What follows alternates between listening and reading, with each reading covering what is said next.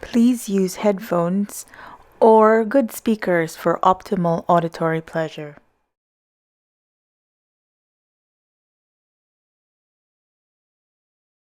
Today we are going to be talking about self-pampering and nourishing practices for the soul. So before I delve into the questions, let's say hi to Lindsey. Hi, Lindsey. Hi, Crissy. How are you today? I'm well. How are you? I'm very good. Thank you for joining me today. Of course, it's a pleasure to be here. So I wanted to ask you on this show about methods of self-pampering. So I will begin just to give an example. I have found that with the pandemic and with places still being closed, that some of the stores that I buy my items from are inaccessible. Yes, there is online shipping, but they are delayed. So face scrub is one of the things that I use both for pampering, and I found out that using coffee grounds as a face scrub is very nice for my skin. And I've been using that for a month now. The coffee that I used and put that in the fridge and use it the next day as a scrub and then splash water in my face 2 times a week works out really well. Have you been doing that recently? Yes. And it just is because I didn't have a place to buy a face scrub, so I got creative and created a face scrub, which is basically recycling the beans that I use. Instead of just composting it immediately, I get to use it another time. And as I was doing my research, I found out that the coffee helps with cellulite. So the coffee can be used as a body scrub, and I've also been using it as like an elbow and knee scrub in the shower. Oh, I can definitely see the glow in your skin from using it. Thank you, Lindsey. You're so kind. So if I may ask you, how about for yourself? Are there pampering methods that you use for you physically or spiritually? For sure. For myself, I notice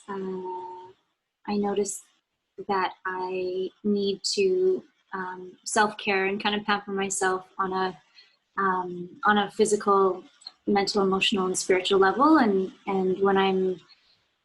when I'm ensuring that I carve out the time to self-care for each part, then I find I'm at more integrity with being whole in who I am and who I strive to try and be in life. So I guess for me, when I notice that I'm stressed, I'm aware of it kind of triggers me to be aware of what need I'm not meeting. And so I've read that we have, as humans, 6 basic human needs. So we have the need for love and connection, the need for certainty and uncertainty, the need for contribution, the need for growth, and the need for significance, of course. And I notice that when I'm experiencing maybe a negative emotion or sensation, and I try to ensure that my head is connected to my body and do practices to maintain that feedback loop, that connection. I notice that if I am experiencing negative emotions, it's my subconscious trying to notify me that I'm not meeting one of my needs. And in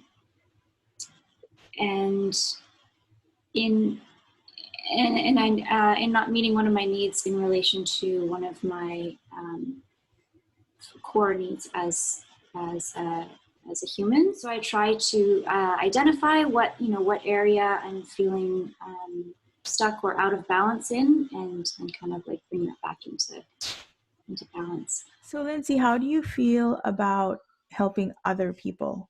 both personally and professionally? Helping other people, both personally and professionally, I think it fuels me with a feeling of purpose and meaning, and is also fueling my need for contribution, and Mhm. both contribution and significance. Um, yeah, and connection as well.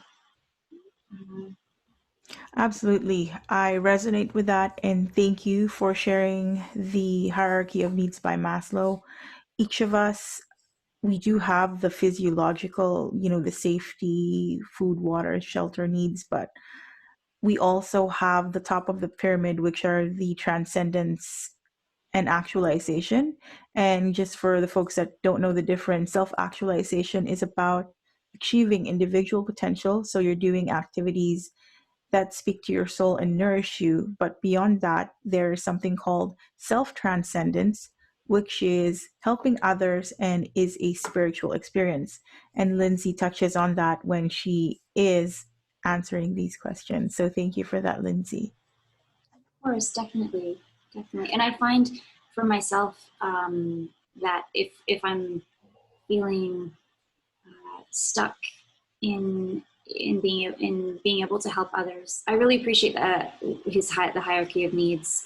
Also similar to Tony Robbins' six core for human needs. I think that for myself, when I'm feeling stuck and I'm not in a place of feeling that I could contribute, or I'm just feeling a little bit blocked in that area, Mm-hmm. I I find it important to identify which part of me is kind of at play and at the surface, Mm-hmm. and try to not become enmeshed in that part, but to get curious about it, and curious, compassionate, calm, instead of reacting and becoming enmeshed, and instead responding to kind of what part is needing attention. And that kind of falls into parts work with Dr. Schwartz, I believe his name is Richard Mm-hmm. Schwartz, which is very interesting. Wow, that's amazing, Lindsay. And it sounds that you have a good base of your cognitive needs, that you really know and understand yourself. I try to, yeah. I find the study of the mind and body fascinating. And the more I find that I understand the brain, the more I can relate to others and connect to them on a more whole level, and be of service to them in the way that they individually, authentically need. Could I ask what it is about connection that you find so appealing? I think that's a great question. For me, the more I can connect to others, the more I'm aware I'm able to connect to that part of myself. And connection is so appealing to me because when I can connect with others on more than just a surface level and in layers, I'm aware that I'm also connecting to that part of myself and doing my own inner healing and inner work and inner transformation. And yeah, I continuously learn from others in connection, I find. That sounds really good. Could I inquire about your connection with family, for example? You mentioned before in a conversation that you enjoy seeing your nephew. So, just on that kind of level, with a different age range, what is the benefit of connecting with family members? For me, connection with family, I think they, in my experience, very honestly see me personally for who I am as an individual. And so, if I'm out of alignment with one of my parts or one of my needs, I'm aware of it quite quickly when I'm spending time with family, which I very much value.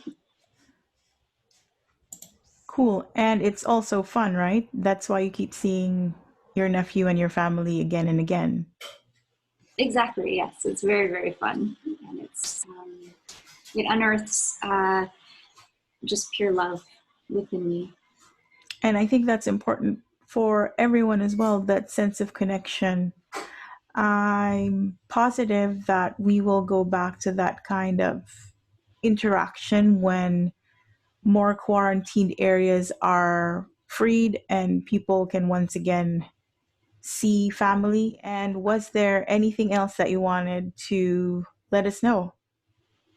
Um, I think, yeah, I think for me, I've noticed that uh, and I think as a society, when we feel out of control, then that creates suffering, and we're in suffering. And so I think if we can be um, aware of, that our beliefs influence our thoughts, which influence our feelings, which influence our actions, and get more curious around that, and kind of reprogramming the subconscious so that we can be aware of what and how we are creating our own suffering, can offer more of a understanding of what's happening for us, and kind of what's getting in our way in life.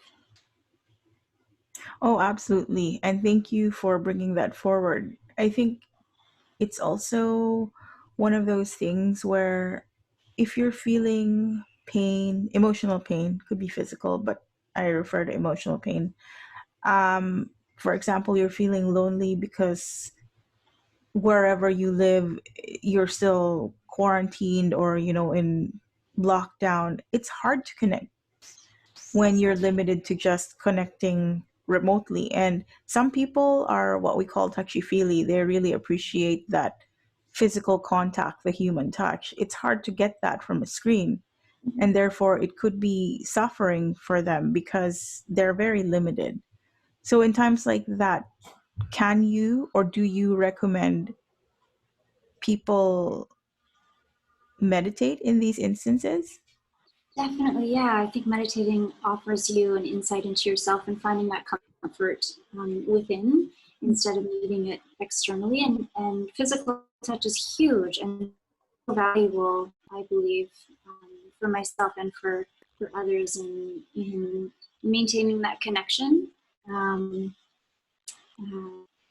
I find meditation helps you not only observe the process that's going on and the discomfort you're feeling from lack of meeting that need, but also allows you to kind of find it within yourself, so that you don't others in that moment to regulate that part of yourself. I think it's more important. Well, if I were in that situation, it's first acknowledgement. Some people may not even be aware that they are suffering. But again, if you ask yourself quietly these questions, and meditation doesn't have to be formal, it can just be you asking yourself, what's going on for me right now? And just sitting there and really asking yourself and listening to whatever comes to mind without judgment. I think that you will find the answer reveals itself. And so for me, for example, if I do feel at this moment that I am suffering because of loneliness, then I will keep inquiring. And this is that process, the self inquiry. Just ask and answer until I run out of answers. And it is possible that I don't run out of answers because I feel that I'm very intuitive. Like some people, they know immediately that they're in pain, for example, like from a tooth pain. And for me, it's the same, but I'm speaking more like a mental, cognitive, intuitive level. And I think that's also a side effect of personally doing meditation as well. Absolutely, yes, I hear you in that. Meditation, it kind of sounds like a little bit of meditation and reflection. Yes, thank you. That is the word I was looking for, reflection. We do have mirrors. I don't mean just the physical mirror. I mean the people in our lives that tell us, that give us feedback on how we are doing. But I think the best mirror is ourselves. But Mm-hmm. how do we become our own mirror? I think it's through that self inquiry and reflecting. And it doesn't have to be daily, it can just be whenever you feel it, or if you have a quiet moment, But right now, all of us have more time, which is a very wonderful gift, to be honest. We have more time. We've always had this time. We just didn't perceive it because we're busy rushing out into the world, doing the things that needed to be done. And now we have this opportunity to be still and to be silent, which is also a great time to do the reflecting. Absolutely. And I find that also reminds me of the power of perception and reframing. So if one is looking, a very good friend of mine offered me this, which I very much value and hold dear. But when I'm looking, when a person is looking in the mirror, instead of, for a physical appearance, instead of kind of judging themselves and allowing a narrative to kind of take over and come up, to smile and really appreciate yourself and kind of do mirror work, like just say, I really appreciate you, or I like you, or I love you. Me, for example, when I have times in my life that I'm feeling not secure about myself, I notice that I may be self-judging. For example, I'm thinking, oh, I'm at this stage, and I end up comparing myself to another person. And, I find that's not really fair to both me and the other person, because we are separate individuals with different experiences. And what would you recommend as a practice to stop that self-judgment or that critical self-reflection? I think I think it's for you. It sounds like you're very aware of when that's happening for you, and for myself also, I try to be very aware as well in those moments. And I think it helps to be aware of kind of what part of ourself is at play, and and see what it needs. Because I think at the core of all of us, we have our true self, which is which is curious and creative and compassionate and calm and connected. And I think that we all have that as our fundamental being. And when we can kind of tap into that part of ourselves, it removes ourselves from judgment, from not only ourselves, but judgment and making assumptions of others. I love that. Thank you for that. So I'm hearing that our natural self is joyful and playful and creative and happy and loving. Mm-hmm. Yes. Yeah, I truly believe so. And in the moments when we are not being all those wonderful things, we are basically blocking our own happiness by maybe overthinking or listening to a critical voice that doesn't speak the truth. Yes, definitely. Yeah. And I think that critical voice is within, as a form of protection, that was kind of wired into our subconscious early on. So the more we can repetitively repair it through awareness and emotion, the more we can, step back from that part of ourself and connect authentically with others, as we did as children. Children have, in my experience and from what I've read so far, they have no judgment. They're just fully who they are. And I think we all have that capability. Wonderful. And yeah, I think that's really great to know, because and even myself, I forget that sometimes, that life is meant to be fun. We're here to have these enriching experiences with each other and really help each other. Yes, exactly. Yeah. I find that as well. And I'm very aware, that life can get very stressful. Being an adult is very different than being a child. And, we need to manage, finance, relationships, our growth, and just so many parts of ourselves. And so sometimes we do, myself included, kind of trail off into automatic pilot and look in the mirror and just totally shred myself to pieces and judge myself, or look at others and come from a judging place, not unassuming their best intention and their warmth and their that they're coming from their light. And so I find doing that work really kind of helps ground, center, and allow for that authentic connection that everyone deserves and I think needs and yearns for. Amazing. I wanted to ask you about the mirror work that you mentioned. Could you please tell us more about that? I think it's very impactful in just changing your state of mind and shifting you into a consciousness that is more elevating and uplifting for yourself and for those around you. Because I think ultimately, what you're thinking, how you're feeling about yourself, is projected and can be seen by those around you. I agree with it. I feel that each of us is a lighthouse, and there's no point keeping the light dim because that's not our function. We're here to be living examples of the greatness of who we are.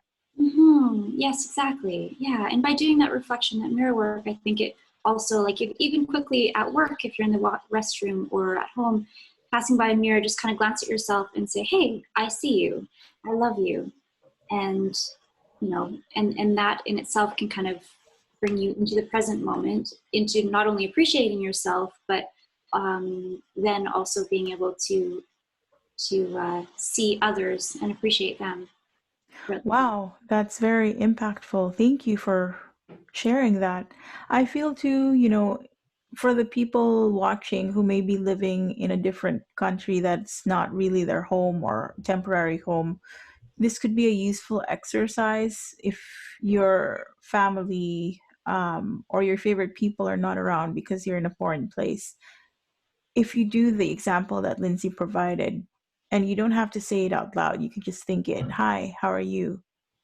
I appreciate seeing you today. You're just talking to yourself as you would talk to a beloved friend that you've just seen and you haven't seen them for 10 years, kind of Yeah, thing. this reminds me of kind of circling back to our needs. So that need for loving connection. If someone is overseas and they are feeling isolated, another way, and of course balance is very important, but another way that they can meet that need for loving connection is through their imagination. So, a little bit through visualization work. So if they can remember a time when they were very connected to someone that they loved, and feel the sensations, how they felt, and it can meet that need for them in that moment, and so that they can then focus on the other needs that are needing to be attuned to and heard. Lindsay, could I clarify about that visualization? Do you mean then that a person would be remembering the past, or is it more future, like a projected imagination experience? That's a great question. I think it can be both. I think it could be manifesting what they're missing, but I do know that in terms of remembering a past experience, it can shift their state of consciousness and unearth those regulatory feelings that their mind and body are needing in that moment. If they're feeling that they're missing family and missing love and connection and maybe contribution. Um, yeah. Definitely. And I agree with that because it could be disempowering to be feeling alone. But the truth is, no one is really alone, even if when they are in a foreign area. It's just a misconception, perhaps, that they are alone. Like all of us have these connections. And it's just a matter of reframing. But sometimes when you're caught up in that moment, it's more emotionally powerful, but it could drag you down. And I like when you said that, using imagination and visualization could uplift you because then you come from a place where you are more empowered. So you can act or do or be your natural, joyful self.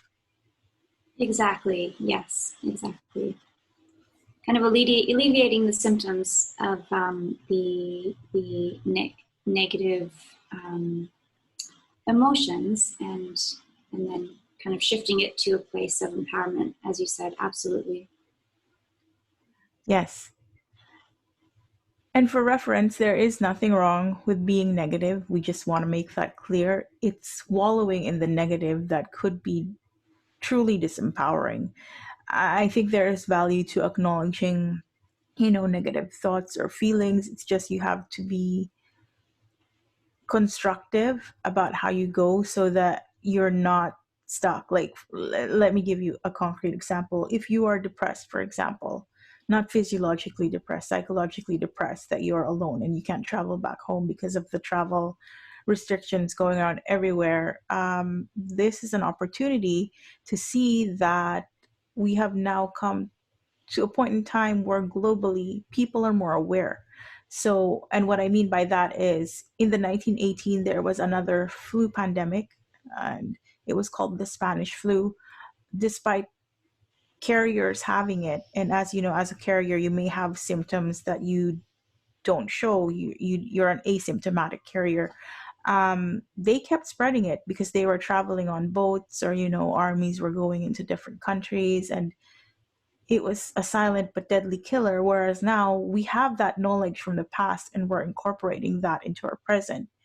So there's a very good reason that you're not able to travel. It's to keep you safe and your family members and everyone else safe. It's not that they want to put a restriction on you and imprison you. It's because they really care. And I think if you go with that good intention out of this practice, then you recall that, we are lucky, or just blessed to be in this point in time where we know so much and we can do things that can affect our future in a positive way. Absolutely, yes. And I think negative emotions, positive emotions, they're all just information that we can choose to pay attention to. And in terms of feeling depressed, if you are overseas and alone, the more we can become, the more you can become curious around that information, that your subconscious and your mind and your body are feeding you. Then I think the more, um, basically, if you feel what you're feeling, then you, I think suppressed emotions, cause chronic illness and disease. And so the more you feel what you're feeling, you won't be suppressing your immune system and suppressing your body's natural flow. Absolutely. Can I just backtrack and say I really love what you said, that the negative thoughts and feelings are information, and having information is a good thing because then you are at a place where you can decide what to do. And with any piece of information, you do have a choice. It's okay to be emotional and responsive, but there's also just being reactive and, acting from a place of empowered decision making. And I think it is okay to acknowledge that maybe you are sad or angry that you're stuck, but it's not the end of the world. And, you know, there are many opportunities. I believe that now a lot more places are opening in terms of places to go, local travel, I mean, and local dining. Things are slowly coming back to some semblance of normal, but I feel it's a more conscientious normal where everyone is more mindful of everyone else, which I do really appreciate. Mm-hmm. I definitely hear you in that. Yes, I think it's very valuable, the awakening that this has offered us as a collective and as a whole. And um, yeah, it's very exciting.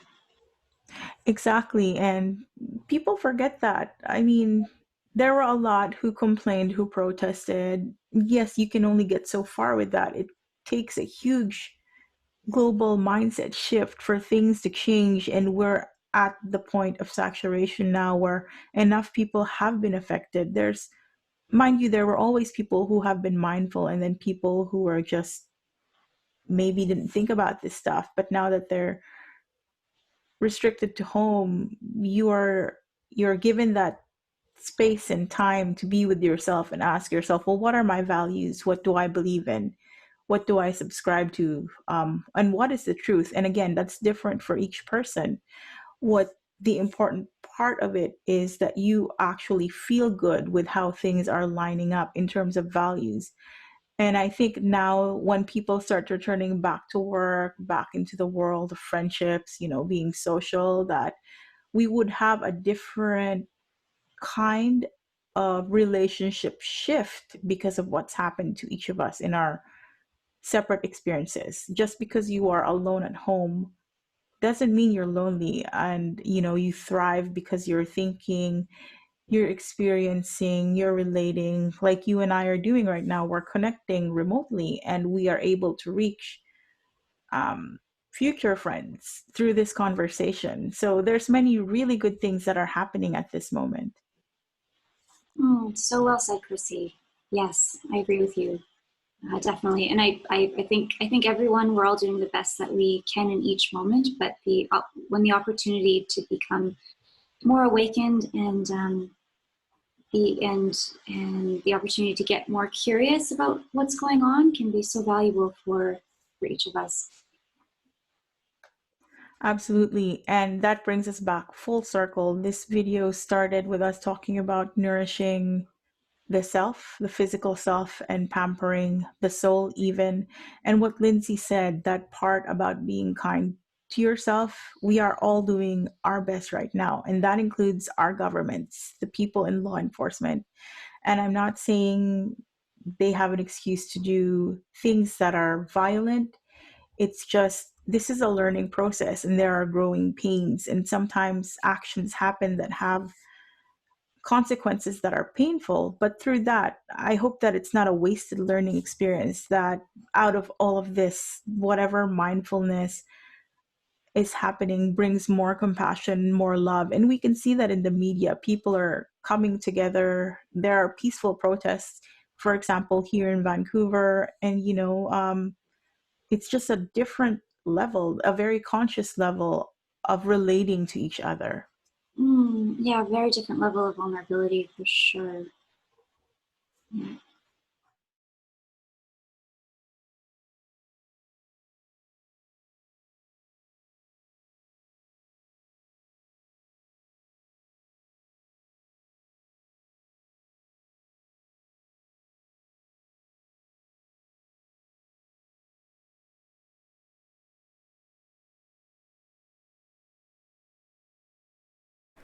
Grounding methods include breathwork, body scan, guided meditations, energy healing, sound baths.